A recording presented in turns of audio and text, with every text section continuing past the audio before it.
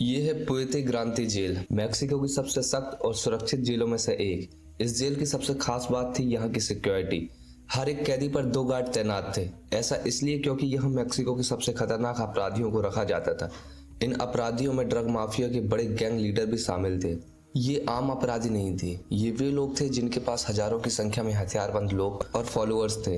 इनकी ताकत और नेटवर्क इतना बड़ा था कि जेल में हमला कभी भी हो सकता था। इसी खतरे को देखते हुए जेल की दीवारें मोटे कंक्रीट और बेहद मजबूत स्टील से बनाई गई थी। हर कोने पर वॉच टावर थे, रास्तों पर नाके लगे थे और सुरक्षा कर्मी पूरी तैयारी में रहते थे। ये जेल एक मिलिट्री बेस जैसी लगती थी। यही वो जेल है जहां एल चापो को बंद किया गया था। मैक्सिको ही नहीं बल्कि दुनिया का सबसे कुख्यात ड्रग माफिया।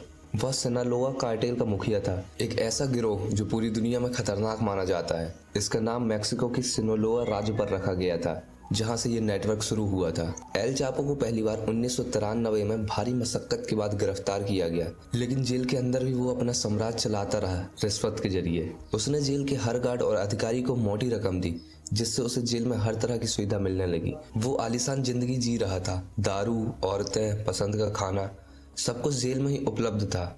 यहाँ तक कि उसकी 2 बीवियां और प्रेमिका भी जेल में उससे मिलने आती थी और कई बार दिन रात वहीं रुकती थी। उसके पास फोन भी थे, जिससे वो जेल के अंदर से ही अपने गैंग का संचालन कर रहा था। जेल में एल चापो की सबसे ज्यादा मदद की डमीसो लोपेज ने, जो उस समय पुएर्तो ग्रांते जेल का डिप्टी सिक्योरिटी चीफ था। एल चापो ने उसे इतना घूस दिया कि वो उसका दाहिना हाथ बन गया। एल चापो ने दमासो को घर, गाड़ी, तोहफे और एक बड़ी सैलरी भी दी। इसी वजह से उसका रिश्ता और मजबूत होता गया और दोनों में दोस्ती हो गई। दमासो ही सबसे बड़ा कारण था कि एल चापो जेल में पूरी तरह से आरामदायक हालत में था। वो जैसा चाहे वैसा कर सकता था। जेल में रहते हुए भी एल चापो ने सिर्फ अपने गैंग को चलाने में ही नहीं, बल्कि ड्रग स्मगलिंग का नया तरीका खोजने में भी सफल रहा। यह तरीका भले ही उसका खुद का आइडिया ना रहा हो, लेकिन उसने और उसके गैंग ने इसे नया स्तर दे दिया। टनल यानी सुरंगों के जरिए ड्रग की तस्करी। एल चापो ने प्रोफेशनल इंजीनियर, आर्किटेक्ट और एक्सपर्ट को हायर किया ताकि सुरंगें इस तरह बनाई जाए कि उस पर किसी को शक न हो। इन सुरंगों का मुख्य टारगेट था अमेरिका, क्योंकि वहीं से उन्हें सबसे ज्यादा मुनाफा मिलता था। अब सिनालोआ कार्टेल को ना तो समुद्र के रास्ते, ना हवाई के रास्ते और ना ही जमीन के रास्ते तस्करी करनी पड़ती थी। वे जमीन के नीचे से ड्रग्स भेजने लगे थे। इससे उनका स्मगलिंग का स्केल कई गुना बढ़ गया था। अब वे हर महीने लगभग $20 मिलियन कमा रहे थे। सोचिए, एल चापो का साम्राज्य जेल में रहते हुए और भी बड़ा हो गया, उससे भी ज्यादा जब वो जेल के बाहर था। अमेरिका लगातार दबाव डाल रहा था कि एल चापो जैसे खतरनाक अपराधियों को उन्हें सौंप दिया जाए, क्योंकि सबसे ज्यादा नुकसान वही झेल रहे थे। मैक्सिको हालांकि इस बात से इनकार करता रहा, यह कहते हुए कि वे अपने अपराधियों को खुद संभाल सकते हैं, जबकि अमेरिका की दलील थी कि उनके यहाँ की जेल ज्यादा सुरक्षित है और वहाँ ऐसे अपराधी अपने गैंग से दूर हो जाते हैं। मैक्सिकन सरकार के मना करने से एल चापो निश्चित था। उसे लगता था कि जब वह जेल में ही सब कुछ कर सकता है तो भागने की जरूरत ही नहीं। मगर 2001 में चीजें बदल गई। मैक्सिकन सुप्रीम कोर्ट ने एक नया कानून बनाया जिसमें कुछ अपराधियों को अमेरिका को सौंपने की अनुमति दी जा सकती थी। जैसे ही एल चापो को इस कानून का पता चला, उसे खतरे का एहसास हुआ। अब उसे लगने लगा कि उसे जल्द ही अमेरिका भेजा जा सकता है, इसलिए उसने जेल से भागने की योजना बनानी शुरू की। कुछ ही हफ्तों में उसने पूरा प्लान तैयार कर लिया और प्लान को एग्जीक्यूट करना शुरू कर दिया। एल चापो जानता था कि इस प्लान में बहुत कम लोगों को शामिल करना चाहिए, इसलिए उसने दमासो को मोटी रकम दी और खुलकर कह दिया कि उसे भागना है। दमासो ने उसे भरोसा दिलाया कि वह पूरी तरह उसकी मदद करेगा। प्लान बना कि 19 जनवरी 2001 को गार्ड्स की संख्या कम कर दी जाएगी, लेकिन पूरे जेल में नहीं, सिर्फ उस हिस्से में जहां एल चापो था। एल चापो ने जेल के एक लॉन्ड्री वर्कर जिसका नाम चीटो था, उसे बड़ी रिश्वत दी। चीटो का काम था कैदियों के गंदे कपड़े ट्रॉली में डालकर जेल से बाहर ले जाना और उन्हें लॉन्ड्री वैन तक पहुंचाना। वो एक आम कर्मचारी था, उस पर किसी का ध्यान नहीं जाता था और गार्ड्स भी उसे नजरअंदाज करते थे, इसलिए वो इस काम के लिए बिल्कुल सही था। और फिर आया वो दिन जब प्लान को एग्जीक्यूट किया गया। चीटो ने एल चापो की सेल खोली, उसे लॉन्ड्री ट्रॉली में छुपाया, ऊपर से कपड़े डाले और धीरे धीरे ट्रॉली को ढकेलते हुए बाहर ले गया। गार्ड्स कम होने की वजह से ये सब काम बिना किसी रुकावट के किया गया। जब चीटो ट्रॉली को ढकेलते हुए जेल के गेट तक पहुंचा तो वहां एक गार्ड खड़ा था। चीटो ने ट्रॉली रोक दी और गार्ड से गेट खोलने की बात करने लगा। उसी वक्त एल चापो का वजन ज्यादा होने के कारण ट्रॉली पीछे की ओर लुढ़कने लगी। एल चापो को डर लगा कि ट्रॉली दीवार से टकरा जाएगी, पलट जाएगी और वह बाहर गिर जाएगा। लेकिन चीटो तुरंत दौड़ा और ट्रॉली को संभाल लिया और ट्रॉली को दीवार से टकराने से पहले ही रोक लिया। इसके बाद वह ट्रॉली को जेल के पार्किंग एरिया तक ले गया, जहां एक कार उसका इंतजार कर रही थी। एल चापो तुरंत कार की डिक्की में घुस गया और वे जेल से बाहर निकल गए। यह कार जेल के अंदर का ही एक गार्ड चला रहा था, जिसे पहले से ही रिश्वत दी गई थी। इसी वजह से जब वे जेल के मेन गेट को पार कर रहे थे, किसी ने उन्हें रोका तक नहीं और ना ही गाड़ी की तलाशी ली। हालांकि यह भागने की कोशिश जल्दी ही पकड़ में आ गई, लेकिन पुलिस ने तुरंत कोई कार्रवाई नहीं की। वजह यह थी कि स्थानीय पुलिस का बड़ा हिस्सा एल चापो की जेब में था। उन्होंने जानबूझकर कोई मूवमेंट नहीं की, जिससे एल चापो को जेल से बहुत दूर निकल जाने का मौका मिल जाए। इसके बाद फेडरल पुलिस को इसकी जानकारी मिली और ये वो फोर्स थी जिसे खरीदना आसान नहीं था। उन्होंने पीछा शुरू किया, लेकिन तब तक एल चापो के आदमी जो जेल के पास पहले से ही मौजूद थे, उसे वहां से लेकर निकल चुके थे। जब एल चापो अपने साथियों तक पहुंचा तो उसने तुरंत अपनी कार बदल दी और उसे एक बुलेट प्रूफ गाड़ी में दूसरी जगह ले गए, जहां पहले से ही एक हेलीकॉप्टर खड़ा था। वो उसमें बैठा और उसे एक और लोकेशन पर ले जाया गया, जहां दूसरी गाड़ी उसका इंतजार कर रही थी। इस तरह उसे 4 अलग अलग ठिकानों तक पहुंचाया गया ताकि उसकी लोकेशन ट्रैक न किया जा सके। आखिरकार एल चापो की आखिरी गाड़ी मैक्सिको सिटी की सड़कों पर थी। जब वह बाहर झांक कर देखता है तो उसे चारों तरफ पुलिस की गाड़ियां और मोटरसाइकिल दिखती हैं। वो घबरा गया, उसे लगा कि असली पुलिस ने उसे पकड़ लिया है। उसने ड्राइवर से पूछा, इन्हें कैसे पता चला कि मैं यहाँ हूँ? ड्राइवर ने मुस्कुराते हुए जवाब दिया, फिक्र मत करो, ये सब तुम्हारी सिक्योरिटी के लिए है। एल चापो ने राहत की सांस ली। दरअसल ये सभी गाड़ियां घूसखोर अफसरों की थी, जो असली पुलिस को एल चापो तक पहुंचने से रोक रही थी। कोई सोच भी नहीं सकता था कि एल चापो को इतनी पुलिस सुरक्षा में ले जाया जा रहा है। वो उसे एक सुरक्षित ठिकाने तक लेकर गए। 2001 में उसकी इस भागने की कहानी ने उसे लीजेंड बना दिया। लोगों को लगने लगा कि वो कानून से ऊपर है, उसे कोई छू नहीं सकता। मैक्सिको सरकार ने उस तक पहुंचने के लिए बहुत संसाधन झोंके, लेकिन एल चापो पूरे 14 साल तक पकड़ से बाहर रहा। एल चापो इन 14 सालों में पहाड़ियों के दूर दराज इलाकों में छिपा रहा, लेकिन छिपते हुए भी उसका साम्राज्य रुकने की वजह और तेजी से फैलता गया। वो हर साल अमेरिका में अरबों डॉलर के कोकीन भेजता रहा। सिनालोआ कार्टेल का प्रभाव और उसका नेटवर्क इतना बड़ा हो गया कि इसने मैक्सिको के कई हिस्सों पर सीधा कब्जा जमा लिया। सिनालोआ कार्टेल अब दुनिया का सबसे बड़ा ड्रग सिंडिकेट बन चुका था और अब किसी भी मुकाबले से बाहर हो चुका था। इसने पाब्लो एस्कोबार की मेडेलिन कार्टेल को भी पीछे छोड़ दिया था। इतना बड़ा साम्राज्य खून खराबे के बिना संभव नहीं था। हिंसा की घटनाएं बेहद भयानक थी, खासकर उन उत्तरी शहरों में जो अमेरिका की सीमाओं से लगते थे, क्योंकि वहीं से ज्यादातर ड्रग्स भेजे जाते थे और वहीं सबसे ज्यादा टकराव होते थे। ये शहर युद्ध क्षेत्र में तब्दील हो गए थे। एल चापो और उसकी गैंग ने हर विरोधी गिरोह को एक एक करके खत्म कर दिया और उत्तरी इलाकों पर पूरा कब्जा कर लिया। अब मैक्सिको से अमेरिका तक ड्रग स्मगलिंग का पूरा कंट्रोल एल चापो के हाथ में था। मैक्सिको और अमेरिका दोनों की सरकारें उसे पकड़ने के लिए कुछ भी करने को तैयार थी। 2014 में जब एल चापो को भागे हुए पूरे 14 साल हो चुके थे, मैक्सिकन इंटेलिजेंस ने अमेरिकी एजेंसी के साथ मिलकर नई रणनीति अपनाई। इस बार फोकस एल चापो की लोकेशन ट्रैक करने पर नहीं था, बल्कि उसके सबसे करीबी लोगों पर था, उसके बेटे, उसकी बीबियां और भरोसेमंद साथी, क्योंकि इन्हीं के जरिए वह पकड़ा जा सकता था। इसी रणनीति की बदौलत वे उसके टेक्निकल असिस्टेंट तक पहुंचने में कामयाब हुए। यह व्यक्ति एक 20-22 साल का कोलंबियन लड़का था। एजेंसियों ने उसे मनाकर अपनी तरफ कर लिया।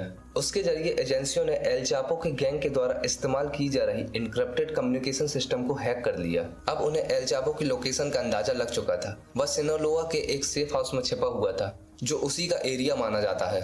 17 फरवरी 2014 को मैक्सिकन एयरफोर्स और अमेरिका की डीईए एजेंसी ने एल चापो के सेफ हाउस को चारों तरफ से घेर लिया और ऑपरेशन शुरू कर दिया। लेकिन ये कोई आम घर नहीं था। मुख्य दरवाजे के पीछे एक और स्टील का मजबूत दरवाजा था। स्पेशल फोर्स लगातार हथौड़े मारकर उसे तोड़ने की कोशिश कर रही थी। एल चापो अंदर गहरी नींद में था। अचानक उसका असिस्टेंट कमरे में घुसा और चिल्लाकर बोला, फौज आ गई है।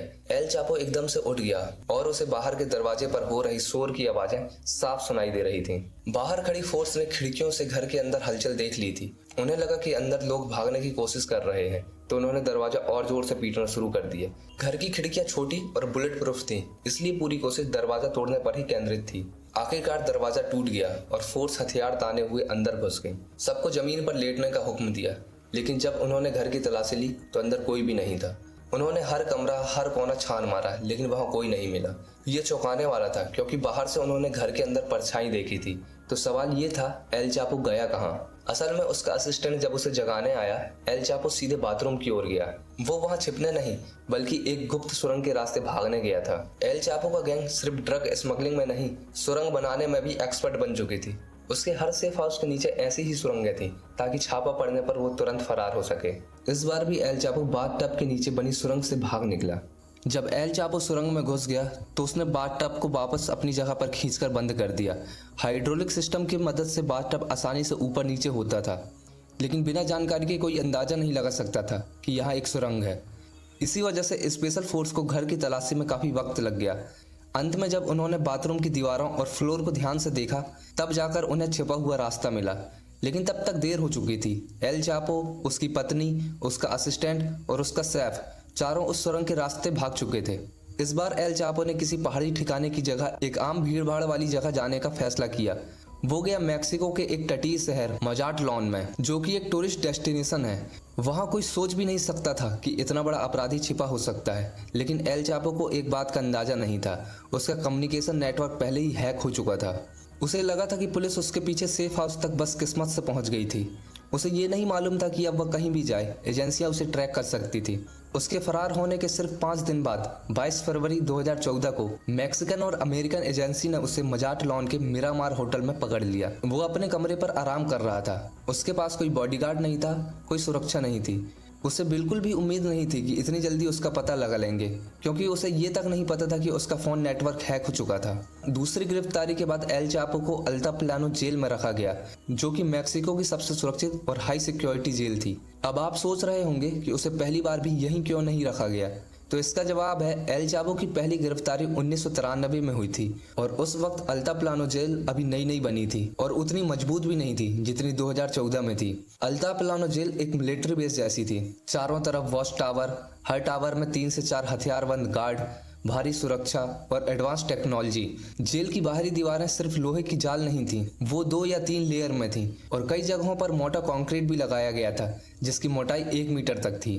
जेल के चारों ओर खाइयां भी बनी हुई थीं ताकि कोई बाहरी हमला करना भी चाहे तो अंदर घुसना नामुमकिन हो, क्योंकि जिस अपराधी को वहां रखा जाता था उनके पास अपनी खुद की प्राइवेट सेनाएं होती थीं। इसलिए किसी भी संभावित हमले के लिए जेल पहले से ही तैयार रहती थी। जेल परिसर पूरी तरह नो फ्लाई जोन था। कुछ रिपोर्टर के मुताबिक वहां एंटी एयरक्राफ्ट हथियार भी रखे गए थे ताकि आसमान से हमले की कोई गुंजाइश न बचे। इतना ही नहीं, पूरे क्षेत्र में मोबाइल नेटवर्क पूरी तरह बंद कर दिया गया था। कोई भी मोबाइल फोन अंदर काम नहीं करता था, जिससे जेल के भीतर से बाहर किसी से संपर्क करना नामुमकिन हो जाता था। सबसे अहम बात यह थी कि यहाँ गार्ड्स और अफसरों की भर्ती बेहद सख्त जांच के बाद होती थी ताकि रिश्वत या मिली भगत की कोई संभावना न रहे। और यही वजह थी कि इस जेल में मैक्सिको के सबसे खतरनाक गैंग्स लीडर और अपराधियों को रखा गया था। लेकिन कभी कोई फरार नहीं हुआ था जब तक कि एल चापो वहां नहीं आया। जैसे ही एल चापो ने जेल में कदम रखा, उसका दिमाग भागने की योजना पर लग गया। उसे डर था कि किसी भी दिन उसे अमेरिका को सौंप दिया जाएगा। जेल के अंदर मोबाइल काम नहीं करते थे, इसलिए बाहर से संपर्क करना उसका एकमात्र जरिया था जेल में उससे मिलने आने वाले लोग। एल चापो से मिलने वालों में पहला था उसका वकील ऑस्कर लोपेज और दूसरा उसकी तीसरी पत्नी एमा कोरोनेल, जिससे उसने 2007 में शादी की थी। एमा उससे 32 साल छोटी थी। एल चापो अपनी पत्नी के जरिए अपने बच्चों और गैंग के लोगों तक संदेश पहुंचाना शुरू कर दिया।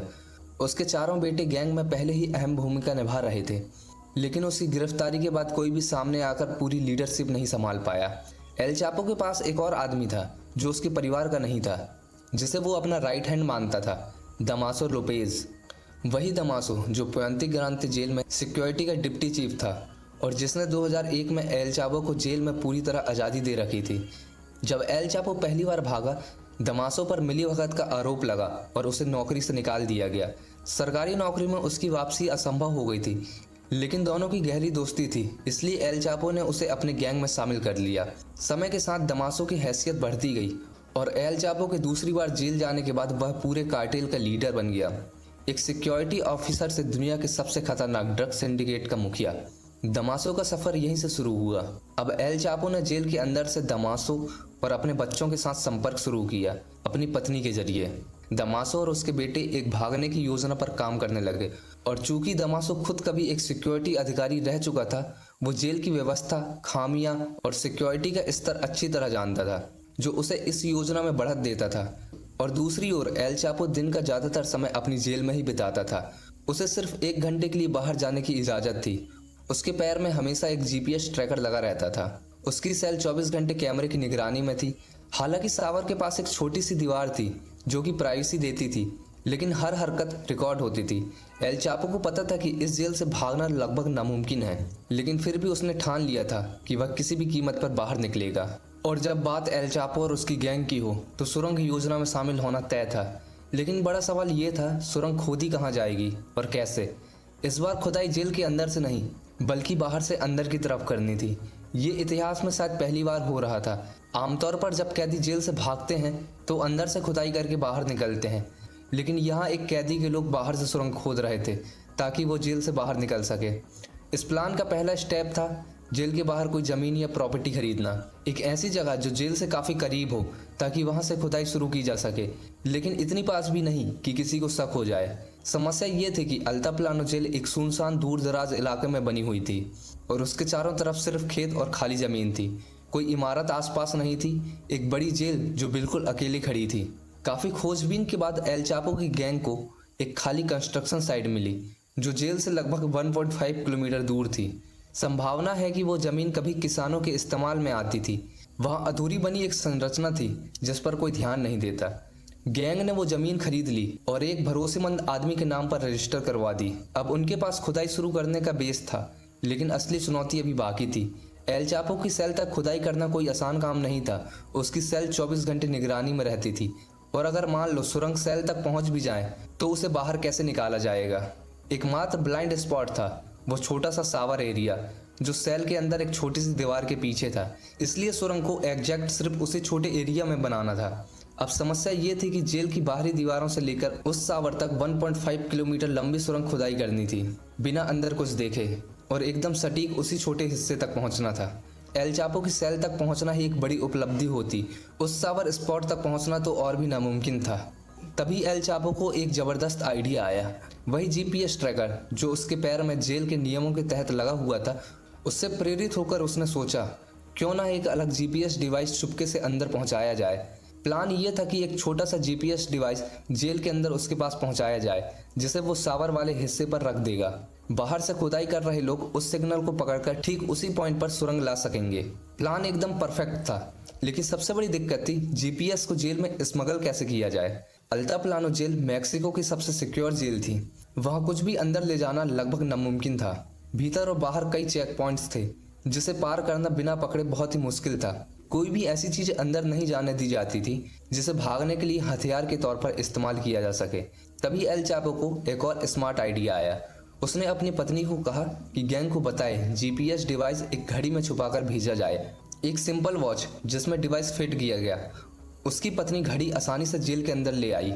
गार्ड्स को इसमें कुछ भी संदिग्ध नहीं लगा। उनके लिए यह एक आम घड़ी थी जिसमें कोई खतरा नहीं था। अब इस वॉच के जरिए यानी जीपीएस डिवाइस के जरिए एल चापो के आदमियों को बिल्कुल सटीक लोकेशन मिल गई उस खास सावर एरिया की।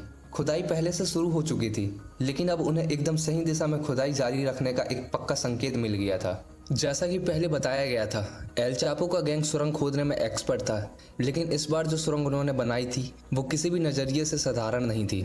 इसका निर्माण एकदम पेशेवर और इंजीनियरिंग स्तर पर शानदार था। सुरंग की शुरुआत एक अधूरी बिल्डिंग से हुई थी जो जेल से लगभग 1.5 किलोमीटर दूर थी। अगर आप सुरंग के मुहाने को देखें तो आपको चारों तरफ लकड़ी की मजबूत सपोर्ट दिखाई देंगे। सुरंग करीब 10 मीटर गहरी थी। जैसे ही आप अंदर प्रवेश करें आपको साफ समझ आ जाएगा कि यह एक महज भागने का रास्ता नहीं बल्कि अब तक की सबसे बेहतरीन जेल ब्रेक टनल थी। ऐसी सुरंग बनाने में 10 से 12 लोग लगातार काम कर रहे थे।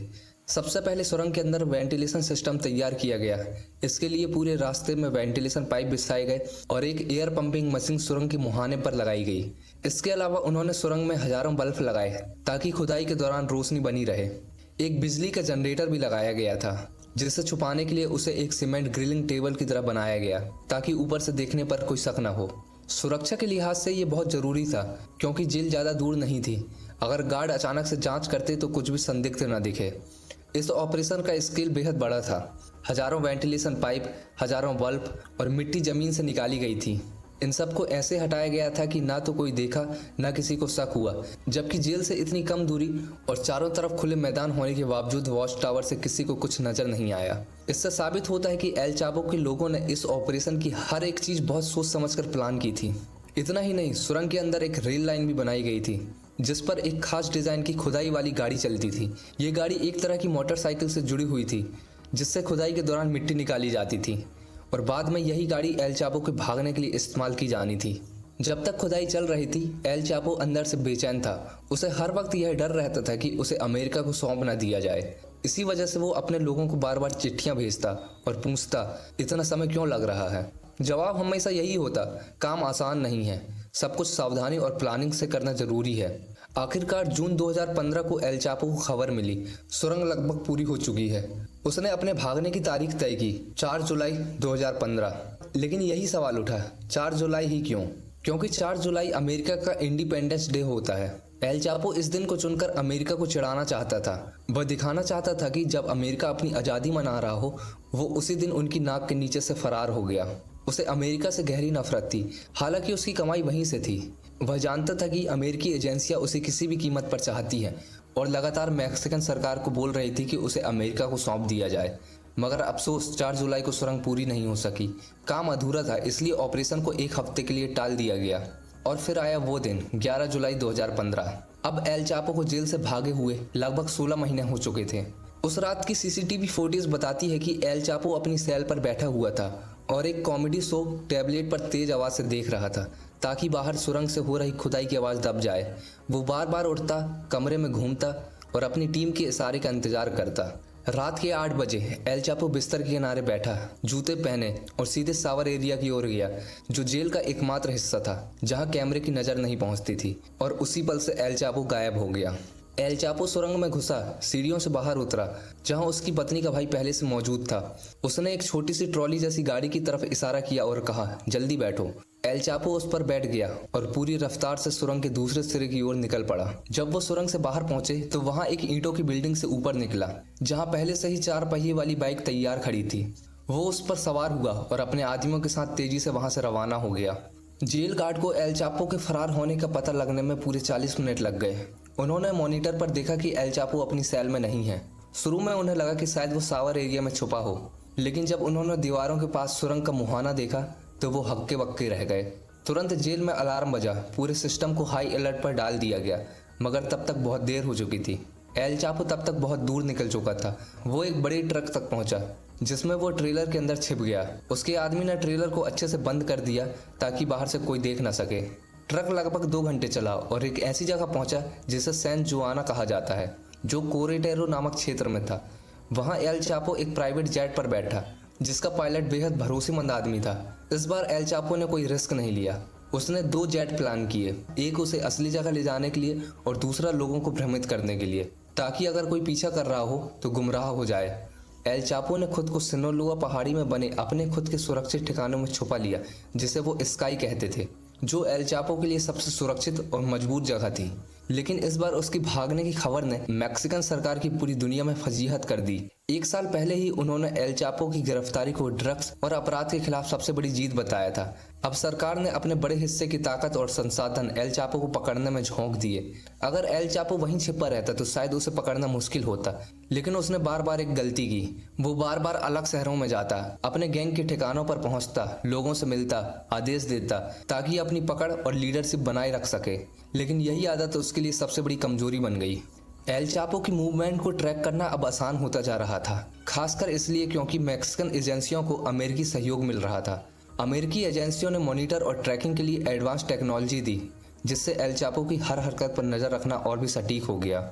मैक्सिकन एजेंसियों को एक घर का सुराग मिला, जो सिनोलोआ राज्य के उत्तरी शहर लॉस मेचोस में था। जांच के दौरान एजेंसियों ने देखा कि उस घर में एल चापो की गैंग की हलचल जारी थी। उन्होंने कॉल्स इंटरसेप्ट करना शुरू किया और नोटिस किया कि बातचीत में वे बार बार ग्रेडमा नाम का इस्तेमाल कर रहे हैं, जैसे ग्रेडमा आ रही है, तैयार हो जाओ। हालांकि यह नाम किसी महिला का लग सकता है, पर यह स्पष्ट था कि यह कोड नेम किसी खास व्यक्ति के लिए था, जो बहुत महत्वपूर्ण था। इंटेलिजेंस को शक हुआ कि यह ग्रेडमा शायद एल चापो ही है।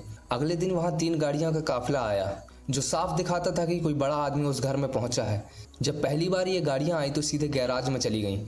एजेंसियों के पास उस समय कोई ठोस सबूत नहीं थे कि कार में कौन था, लेकिन अब वो सतर्क हो चुके थे। इसके बाद कई दिनों तक निगरानी और कॉल इंटरसेप्शन जारी रहा।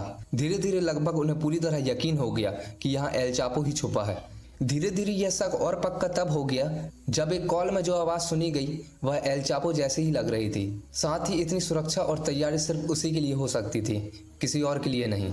8 जनवरी 2016 की सुबह एल चापो के फरार होने के 6 महीने बाद मैक्सिकन सुरक्षा बलों ने आखिरकार कार्रवाई का फैसला लिया। स्पेशल फोर्स और डीए एजेंट ने उस घर को पूरी तरह से घेर लिया और ऑपरेशन शुरू कर दिया। जैसे ही टीम अंदर घुसी, एल चापो के गैंग ने जबरदस्त हथियारों से हमला कर दिया। दोनों ओर जमकर गोलीबारी हुई, जिसमें सभी मारे गए लोग एल चापो के गैंग के सदस्य थे। स्पेशल फोर्स के कुछ जवान घायल हुए, लेकिन कोई जान नहीं गई, क्योंकि हमला पूरी प्लानिंग और तैयारी के साथ किया गया था। लेकिन जब मुठभेड़ खत्म हुई और घर की तलाशी ली गई तो एल चापो फिर से गायब था। वो एक बार फिर सुरंग के रास्ते भाग चुका था। घर के अंदर आईने की आड़ में एक सीक्रेट दरवाजा था जो एक सुरंग की ओर खुलता था। जब उसके लोग स्पेशल फोर्स से भिड़े हुए थे, एल चापो अपने भरोसेमंद साथियों के साथ उस सुरंग से भाग चुका था। सुरंग से बाहर निकलते ही उन्होंने सड़क से गुजर रही एक कार छीन ली और भाग निकले। लेकिन सुरक्षा बल सिर्फ घर के आसपास नहीं, पूरे इलाके में फैले हुए थे। जैसे ही एल चापो की भागने की खबर फैली, कई पेट्रोल यूनिट्स इलाके में एक्टिव हो गई। लगभग 20 किलोमीटर दूर एक चेक पॉइंट पर 4 फेडरल पुलिस अधिकारियों ने एल चापो और उसके सहयोगी को रोक लिया और उन्हें गिरफ्तार कर लिया। एल चापो ने उन्हें रिश्वत देने की कोशिश की, लेकिन अफसोस इस बार उसके सामने ईमानदार अधिकारी थे जिन्होंने रिश्वत लेने से मना कर दिया। इससे एल चापो गुस्से में पागल हो गया, गालियां देने लगा, धमकियां देने लगा, मगर अधिकारियों ने उसकी बात को नज़रअंदाज किया, उसकी तस्वीर ली और अपने कमांडर को भेज दिया। कमांडर ने उन्हें तुरंत चेतावनी दी, एल चापो के लोग एक जवाबी हमले की तैयारी कर रहे हैं और उन्हें तुरंत मोर्चा संभालने को कहा। उन्हें आदेश मिला कि वे किसी भी नज़दीकी मोटल में जाकर सुरक्षित रहें और वहां की स्थिति की निगरानी करें। चारों अधिकारी एल चापो को लेकर पास के मोटल पर पहुंचे, एक कमरा लिया और अंदर से लॉक कर लिया। अब वे किसी भी संभावित हमले के लिए तैयार बैठे थे और बाहर पूरी निगरानी जारी थी। मोटल के कमरे में जब चारों अधिकारी और एल चापो इंतजार कर रहे थे, तभी थोड़ी देर बाद उन्हें दूर से गाड़ियों की आवाज़ सुनाई देने लगी। ऐसा लग रहा था कि जैसे कोई बड़ा काफिला धीरे धीरे उनकी तरफ बढ़ रहा हो। एल चापो ने तिरछी मुस्कान के साथ पुलिस वालों की तरफ देखा और कहा, अब शायद तुम्हें लग रहा होगा कि मेरी रिश्वत तुम्हें ले लेना था। लेकिन उसकी मुस्कान ज़्यादा देर तक नहीं टिक सकी। जैसे ही गाड़ियों का काफिला पास आया, उसे एहसास हुआ कि वे उसके लोग नहीं थे, बल्कि सेना और स्पेशल फोर्स के सैकड़ों जवान थे जिन्होंने पूरा इलाका घेर लिया था। होटल की सारी एंट्री और एग्जिट को सील कर दिया गया था। एल चापो के गैंग ने जब इतनी भारी फोर्स देखी तो वो सोच भी नहीं पाए, किसी को आगे बढ़ने की हिम्मत तक नहीं हुई। एल चापो को तीसरी बार गिरफ्तार कर लिया गया और फिर उसे अल्ताप्लानो जेल भेज दिया गया, जहां से वह पहले फरार हुआ था। लेकिन इस बार हालात अलग थे। उस पर कड़ी निगरानी रखी गई, हर मूवमेंट रिकॉर्ड हो रही थी। फिर भी एल चापो ने एक और भागने की योजना बनानी शुरू कर दी। उसने फिर से अपने गैंग को संदेश भेजा, तैयारी शुरू करो, फिर से करना है।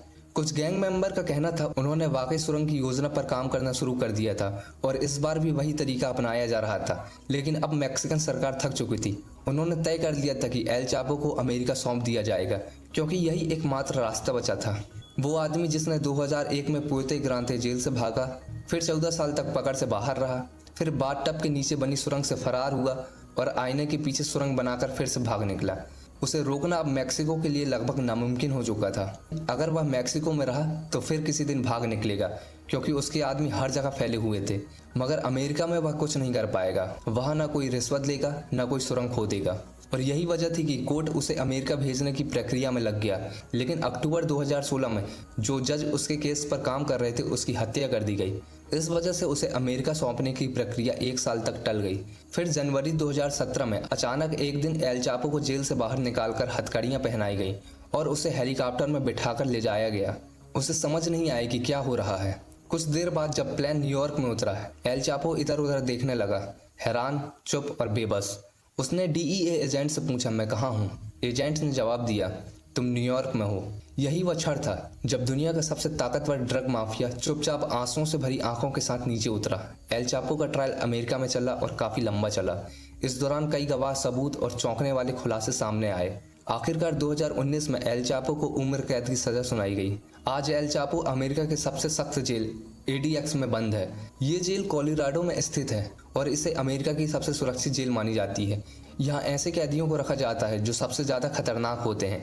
एल चापो यहाँ हर दिन 23 घंटे अकेले एक छोटे से सेल में रहता है। सिर्फ 1 घंटे उसे बाहर निकलने की इजाज़त होती है, वो भी जेल के भीतर बने एक कॉरिडोर एरिया में कड़ी निगरानियों के साथ। शायद वो आज भी भागने के बारे में सोचता होगा, लेकिन हर बार वह दीवारों को देखता है उसे एहसास होता है कि अब वह दुनिया से बहुत दूर है जहाँ पहले कभी उनका बोलबाला था, और शायद अब उसकी आंखों में फिर से आंसू आते होंगे।